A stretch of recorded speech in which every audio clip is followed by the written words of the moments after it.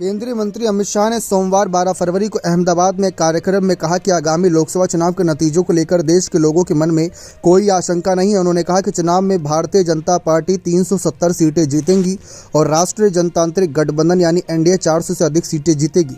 अमित शाह ने कांग्रेस पर कटाक्ष कर कहा कि प्रधानमंत्री नरेंद्र मोदी के 10 साल के शासन में से पहले 5 साल विपक्षी दल के शासनकाल में खोदे गए गड्ढों को भरने में चले गए और बाकी 5 विकास की नींव रखने में लगाए गए। अहमदाबाद नगर निगम यानी एएमसी की 1950 करोड़ रुपए की विकास परियोजनाओं की शुरुआत करने के बाद शाह ने कहा कि पीएम मोदी को तीसरी बार प्रधानमंत्री बनाए नींव पर एक शानदार इमारत बहुत तेज गति से बनेगी। केंद्रीय मंत्री शाह ने कहा कि मैं कल कर्नाटक में था और मैंने जनवरी में 11 राज्यों का दौरा किया।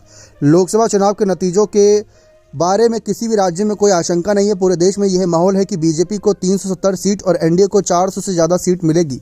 उन्होंने कहा कि पिछले 10 सालों में पीएम मोदी ने कई कार्यों की गति दी और दिशा दी है, साथ ही ऐसे लक्ष्य पूरे किए जिनकी कल्पना करना मुश्किल था। अमित शाह ने कहा कि गुजरात मॉडल के कारण ही लोगों ने 2014 में मोदी को देश का प्रधानमंत्री चुना है। 10 साल में पीएम मोदी ने देश को नई ऊंचाई पर ले जाने का खाका खींचा और लोगों का भरोसा है कि उनके 10 साल के शासन के बाद 2047 में भारत दुनिया में अव्वल होगा। उन्होंने कहा कि पीएम मोदी में योजना बनाने और उसमें कड़ी मेहनत से लागू करने की क्षमता है। भारत की अर्थव्यवस्था की बात करते हुए शाह ने कहा कि देश की अर्थव्यवस्था 11वें स्थान से ऊपर उठकर दुनिया की 5वीं सबसे बड़ी अर्थव्यवस्था बन गई है।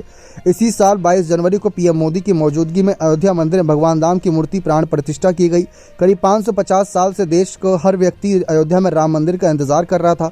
हमने 22 जनवरी को यह साकार होते देखा और आज हमारे पास रामलला की एक सुंदर मंदिर है। अब क्या आपको लगता है कि इस बार प्रधानमंत्री नरेंद्र मोदी तीसरी बार प्रधानमंत्री बन पाएंगे या नहीं? क्योंकि लगातार बीजेपी के कई नेता दावा कर चुके हैं। इन दावों को लेकर विपक्ष का अलग तंज सामने आ रहा है। अब देखना दिलचस्प रहेगा किसकी बातों में कितना दम नजर आता है।